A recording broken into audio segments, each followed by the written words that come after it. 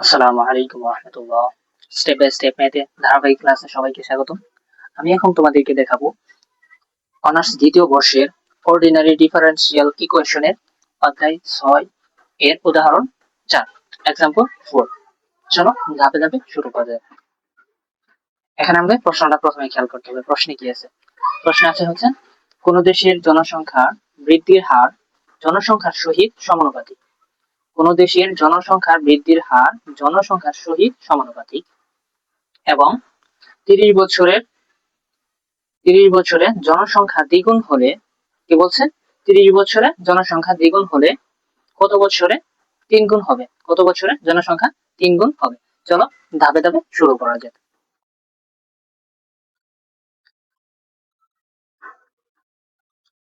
মনে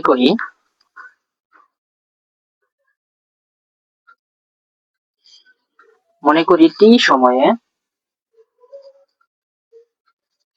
জনসংখ্যা এক্স, জনসংখ্যা এক্স জন, মানে কি জনসংখ্যা টি সময়ে জনসংখ্যা এক্স। তাহলে আমাদের এখানে কি বলা হয়েছে যে জনসংখ্যার সহিত সমানুপাতিক। আমরা জনসংখ্যা ধরছি কি এক্স, তাহলে আমরা এখন লিখতে পারি যে dx বাই dt সমানুপাতিক x। লেখা যায় কিনা? যেহেতু কি বলছে জনসংখ্যার হার মানে বৃদ্ধির হার জনসংখ্যার সহিত সমানুপাতিক। জনসংখ্যা হচ্ছে কি আমাদের x, টি সময়ে, তার জন্য কি হয়ে গেছে x বাই t সমানুপাতিক x। ঠিক আছে, ওকে। তারপরে দেখো এখানে এখন আমরা কি করব, সমানুপাতিকটা উঠিয়ে দিব। তাহলে কি হবে dx by dt equal k x। এখানে যেহেতু আমাদের বৃদ্ধির হার বলছে, হ্রাস বললে আমরা এখানে কি করতাম, মাইনাস ব্যবহার করতাম। যেহেতু আমাদের বলছে কি বৃদ্ধির হার, ঠিক আছে, তার জন্য আমরা ধ্রুবকটা কে ধরে নিলাম। ঠিক আছে, ওকে। তারপরে দেখো এখন আমরা এখানে একটা কাজ করবো, সেটা হচ্ছে এক্স টাকে এক পাশে নিয়ে আসবো আর টি টাকে আরেক পাশে আলাদা করে নেবো। তাহলে এখানে আমরা লিখতে পারি হচ্ছে dx বাই x ইকুয়াল, আমরা লিখতে পারি হচ্ছে কি k ইন্টু dt। ঠিক আছে, এটাকে আমরা 1 নং সমীকরণ দিয়ে দিলাম। ঠিক আছে, আচ্ছা। আবার আমরা একটা কি করবো, সেটা হচ্ছে আবার মনে করি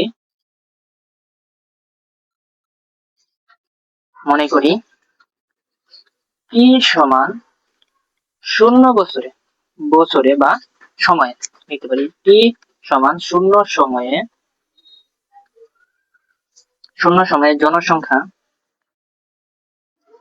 জনসংখ্যা x ইকুয়াল x নট।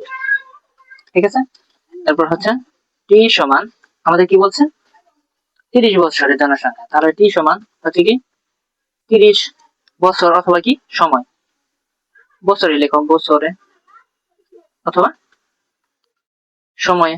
ঠিক আছে, সময়ের জনসংখ্যা হবে কি জনসংখ্যা হবে x ইকুয়াল, আমাদের কি বলছে কত গুণ বলছে, প্রথমে বলছে হচ্ছে দ্বিগুণ। এই যে দেখো এখানে বলছে কি 30 বছরে দ্বিগুণ হলে কত বছরে 3 গুণ হবে। কত বছর মানে কি আমাদের সময় বের করতে হবে। তাহলে এখানে আমাদের আছে কি টি সমান 30 বছরে বা 30 সময়ে জনসংখ্যা x সমান কত হবে, দ্বিগুণ হলে। 30 বছরে কি হয়ে গেছে, এখানে 30 বছর হয়ে গেছে, এখানে দ্বিগুণ হয়ে গেছে। ঠিক আছে, তাহলে আমরা এখানে লিখবো হচ্ছে দ্বিগুণ হলে 2x। ঠিক আছে কিনা? আচ্ছা, বুঝতে না পারলে অবশ্যই কমেন্টে জানাবো, আমি আরো ভালো করে ভেঙে ভেঙে তোমাদেরকে বুঝাবো। ঠিক আছে, ওকে। এক্ষেত্রে আমরা লিখতে পারি, এক্ষেত্রে 1 নং এর সাহায্যে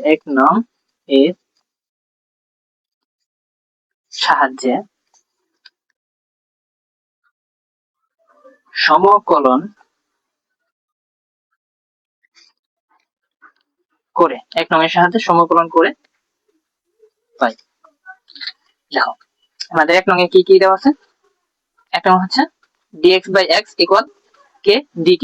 ঠিক আছে, তাহলে আমরা 1 নং এর সাহায্যে কি করব, সমকলন করব। তাহলে সমকলন করি, এখন সমকলনের চিহ্ন ব্যবহার করি আমরা।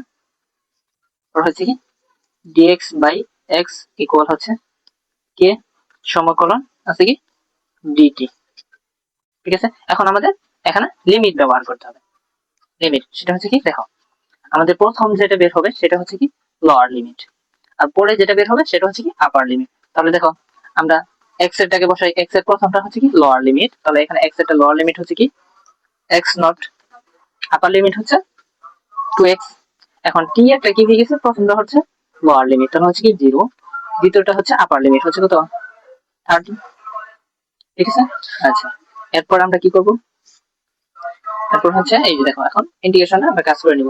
এখানে কি আছে 1/x, 1/x কে আমরা কি লিখতে পারি, ln x লিখতে পারি কিনা, হ্যাঁ 1/x এর একটা সূত্র আছে ln x, ln x, ঠিক আছে।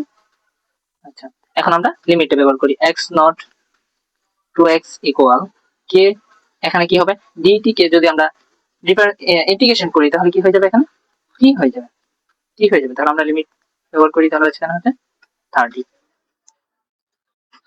ওকে, তাহলে এখন দেখো এখানে আমরা কি করব, এখন আপার লিমিট এবং লোয়ার লিমিট এর মধ্যে ব্যবহার করবো। তাহলে আমরা কি জানি যে আপার লিমিট ইনটু আপার লিমিট মাইনাস হচ্ছে কি লোয়ার লিমিট, তাহলে কি হবে এখানে x এর জায়গায় আমরা আপার লিমিটে ব্যবহার করব, তাহলে কি হবে ln x এর জায়গায় আমরা 2x ব্যবহার করব মাইনাস ln x এর জায়গায় আমরা লোয়ার লিমিট হচ্ছে কি ln x নট ব্যবহার করব।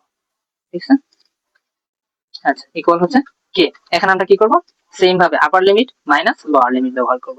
তাহলে আপার লিমিট কত, t এর জায়গায় আমরা ব্যবহার করব হচ্ছে 30, আর লোয়ার লিমিট হচ্ছে মাইনাস t এর জায়গায় হচ্ছে 0। এটুকু আমাদের ক্লিয়ার।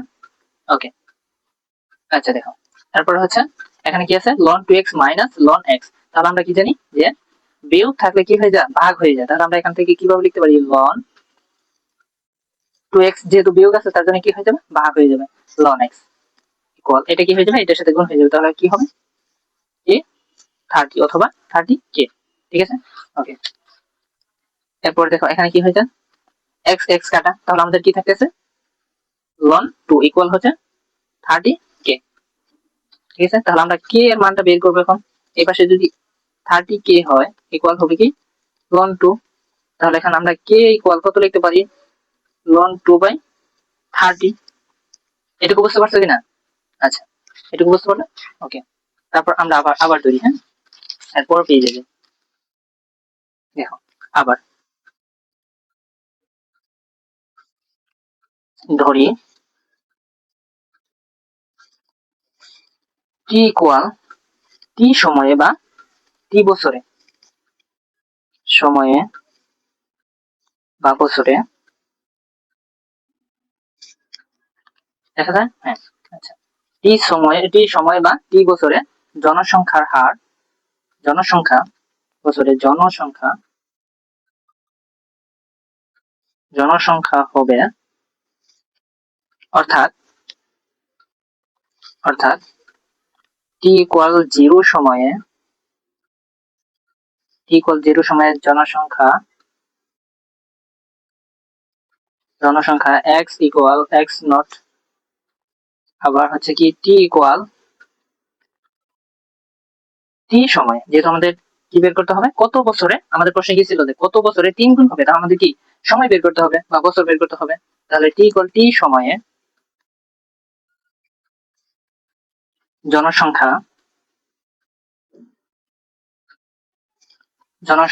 x ইকুয়াল হচ্ছে কি 3 গুণ, যেহেতু বলা হয়েছে 3x নট, এটুকু বুঝতে পারছো কিনা, ওকে। তাহলে আবার আমরা কাজ করবো হচ্ছে কি 1 নং এর সাহায্যে, এখানে 1 নং এর সাহায্যে সমকলন করে পাই। আমাদের 1 নং কি আছে dx বাই x ইকুয়াল কি আছে k dt, তাহলে আমরা সমকলন করি, সমকলন চিহ্ন ওটা হচ্ছে কি dx বাই x ইকুয়াল হচ্ছে কি k, সমকলন চিহ্ন কি আছে dt। এখন আমরা লিমিট ব্যবহার করি, আমরা কি জানি যে প্রথমটা হচ্ছে কি আমাদের লোয়ার লিমিট, x এর লিমিট প্রথমটা হচ্ছে লোয়ার লিমিট, x এর হচ্ছে দ্বিতীয়টা হচ্ছে আপার লিমিট, t এর ক্ষেত্রে প্রথমটা হচ্ছে লোয়ার লিমিট এবং দ্বিতীয়টা হচ্ছে আপার লিমিট, তাহলে আমরা x এর ক্ষেত্রে আগে ব্যবহার করি, প্রথমটা হচ্ছে লোয়ার লিমিট হচ্ছে কত x নট, আপার লিমিট হচ্ছে 3x নট। ওকে, এখন দেখো আমরা t এটা ব্যবহার করি, তাহলে কি হবে প্রথমটা হচ্ছে 0, দ্বিতীয়টা হচ্ছে t। এটুকু ক্লিয়ার?